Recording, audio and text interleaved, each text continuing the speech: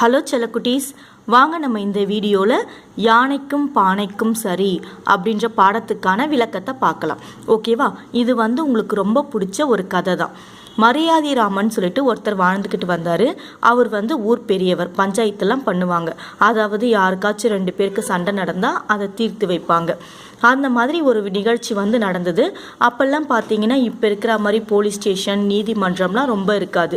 அதனால ஊர் பெரியவங்களாம் இந்த மாதிரி மரத்தடியில் உட்காந்து தான் நீதிலாம் சொல்லுவாங்க. அங்கேயும் முடியலைன்னா நம்ம நீதிமன்றத்துக்கு போகலாம் அப்படின்னு சொல்லிட்டு சொல்லுவாங்க. ஓகேவா? இந்த மரியாதை ராமன் கிட்ட 2 பேர் வந்தாங்க. யார் யாருன்னு கேட்டிங்கன்னா, ஒரு அரபி வியாபாரி, ஒருத்தர் உழவர். உழவர்னா அவங்க யாருக்கு எல்லாருக்கும் நல்லா தெரியும் இல்லையா? விவசாயி தான் உழவர் சொல்லுவோம். ஓகேவா? இந்த 2 பேருக்கும் என்ன வழக்கு நடந்ததுன்னு பார்க்கலாம். இந்த அரபு வியாபாரி சொன்னாரா மரியாதை ராமன் கிட்ட, ஐயா, இந்த உழவர் இருக்கார்ல, அவருடைய பையன் கல்யாணத்துக்காக ஊர்வலம் விடுறதுக்காக என்கிட்ட இருந்த யானையை கேட்டாரு. நானும் கொடுத்தேன். அந்த திருமண விழாவின் போது அந்த யானை செத்து போச்சுங்க. அதே யானையை எனக்கு திருப்பி கொடுக்க சொல்லுங்க அப்படின்னு சொல்லிட்டு கேட்டாராம். அதுக்கு இந்த உழவர் சொன்னார், ஐயா, என்னோட திருமண விழாவில் அந்த யானை இறந்து போச்சு தெரியாதனமா. ஆனால் அந்த யானைக்கு என்ன காசு ஆகுமோ அந்த காசை நான் திருப்பி கொடுத்துட்றேன், இல்லைன்னா நான் வேற யானையும் வாங்கி தரேன் அப்படின்னு சொல்கிறேன். ஆனால் இவர் கேட்கவே மாட்டேன்றாருங்க. அதே யானை தான் வேணும்னு சொல்லிட்டு அடம் பிடிக்கிறாரு. நீங்களே நியாயம் சொல்லுங்க ஐயா அப்படின்னு கேட்டாராம். இப்போ மரியாதை ராமனுக்கு உண்மை புரிஞ்சு போச்சு. உழவர் நியாயமாக தான் இருக்காரு.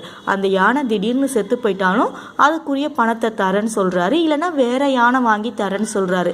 ஆனால் இந்த அரபு வியாபாரி என்ன பண்ணுறாரு? வேண்மிட்டே அதே யானை தான் வேணும் அப்படின்னு சொல்லிட்டு அடம் பிடிக்கிறாரு. இதுக்கு நல்ல பாடம் சொல்லி கொடுக்கணும் அப்படின்னு சொல்லிட்டு அவர் முடிவு கட்டிடுறாரு. உடனே என்ன சொல்கிறாரு கேட்டிங்கன்னா, 2 பேரையும் இந்த வழக்கை இங்கே தீர்த்து வைக்க முடியாது, நாளைக்கு 2 பேருமே நீதிமன்றத்துக்கு வாங்க அப்படின்னு சொல்லிடுறாங்க. ஓகேவா செல்லக்குட்டீஸ்? இது வரைக்கும் புரியுது இல்லைங்களா? நீதிமன்றத்துக்கு வாங்கன்னு சொல்லிட்டு அந்த அரபு வியாபாரியை அமுச்சு வச்சிடறாரு. உழவரை மட்டும் நீங்கள் கொஞ்ச நேரம் இருங்க அப்படின்னு சொல்லிட்டு உழவர்கிட்ட ஒரு விஷயத்த சொல்கிறாரு. என்ன சொல்கிறாருன்னு கேட்டிங்கன்னா, உழவரே, நீங்களாவே நாளைக்கா நீதிமன்றத்துக்கு வர வேண்டாம், நான் ஆள் அனுப்புகிறேன், அப்போ நீங்கள் வந்தால் போதும். அதுக்கு முன்னாடி நீங்கள் என்ன பண்ணுங்கள், உங்கள் வீட்டை லேசாக சாத்திட்டு உங்கள் வீட்டு பின்னாடி உங்கள் வீட்டில் உடஞ்ச பானைகள்லாம் இருக்கும் இல்லையா, அதை இந்த மாதிரி நிறைய அடுக்கி வச்சிருங்க அப்படின்னு சொல்கிறாரு. உடனே உழவுரம் மரியாதை ராமன் சொன்ன மாதிரியே வீட்டு கதவை தாப்பால் போடாமல் அதுக்கு பின்னாடி இந்த மாதிரி பானைகளை அடுக்கி வச்சிட்டாரு. அடுக்கி வச்சிட்ட உடனே மறுநாள் நீதிமன்றத்துக்கு அரபு வியாபாரி வந்துட்டாரு. ஆனால் உழவர் வரவே இல்லை. உடனே நீதிபதி என்ன சொல்கிறாரு, மரியாதை ராமன், இங்கே பாருங்கள் அரபு வியாபாரி, நீங்கள் நீட்டாக போயிட்டு உழவரை கூட்டிகிட்டு வாங்க, அவர் வீட்டில் தான் இருப்பார் போல இருக்கு, நீங்கள் போய் கூட்டிகிட்டு வாங்க அப்படின்னு சொல்கிறாரு. உடனேன்னு சொல்லிட்டு அரபு வியாபாரியும் என்ன பண்ணார், அவங்க வீட்டுக்கு போயிடுறாங்க. போனால் கதவு சாத்தியிருக்கு.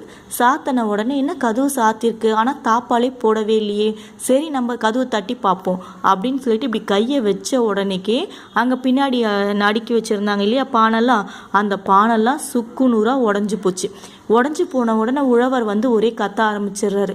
ஐயோயோ, இதெல்லாம் எங்கள் வீட்டில் இருந்த எவ்வளோ பழைய பானைங்க தெரியுமா, இதை நாங்கள் பத்திரமா பாதுகாத்துட்டு வரோம் அப்படின்னு சொல்கிறாரு.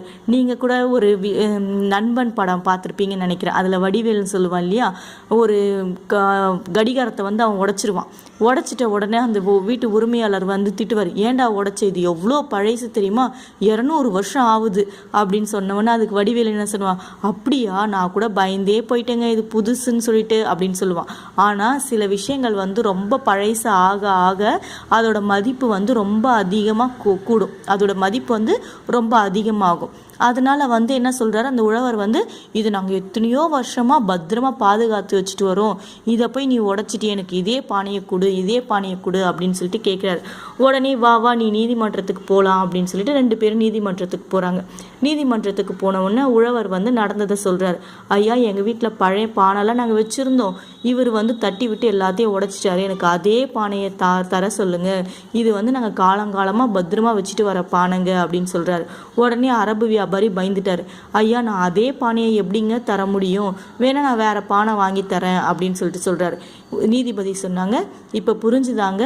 இவரும் என்ன சொன்னார், அதே யானையை நான் திருப்பி தரேன்னா திருப்பி தர முடியுமா? செத்து போன யானையை திருப்பி தர முடியாது இல்லையா? நான் வேற யானை வாங்கி தரேன்னு சொன்னால் நீங்களும் ஒத்துக்கணும்ல. அதனால யானைக்கும் பானைக்கும் சரியாக போச்சு. நீங்கள் அவரை ஏமாத்தணும்னு நினச்சிங்க, ஆனால் கடவுளாக வந்து உங்களை தண்டிச்சிட்டாரு. இந்த 2 பேர் வழக்கம் முடிஞ்சிருச்சு, நீங்கள் போயிட்டு வாங்க அப்படின்னு சொல்லிட்டாராம். இப்போ இந்த கதை மூலயமா நீங்கள் என்ன கூட்டி தெரிஞ்சுக்கிறீங்க? நீதி ஆத்திரக்காரனுக்கு புத்தி மட்டும். அந்த உழவர் வந்து நேர்மையாக இருந்தார். எப்படி? யானை திடீர்னு செத்து போயிட்டாலும் அதுக்குரிய பணத்தை நம்ம கொடுத்துடலாம், ஏன்னா நம்ம தானே வாங்கிட்டு வந்தோம், அதுக்குரிய பணத்தை கொடுத்துடலாம் அப்படின்னு நினச்சிட்டு அவர் என்ன சொல்கிறாரு, நேர்மையாக நான் பணம் கொடுத்துட்றேன், இல்லை வேற யானை வாங்கி தரேங்க அப்படின்னு சொல்கிறாரு. ஆனால் அந்த அரபு வியாபாரி என்ன பண்ணார், வேணுமிட்டியே எனக்கு அதே யானை தான் வேணும்னு சொல்லிட்டு அடம் பிடிக்கிறாரு. உயிர் செத்து போயிடுச்சுன்னா நம்மளுக்கு திருப்பி வருமா? வராது. அதை புரிஞ்சு நடந்துக்கணும்ல. இந்த மாதிரி அடாவடியாக எந்த வேலைகளும் செய்யாமல் அறிவுபூர்வமாக நிதானமாக எல்லா வேலையும் நம்ம செய்யணும். ஓகேவா செல்ல குட்டீஸ்? நம்ம நெக்ஸ்ட் வீடியோவில் பார்க்கலாம்.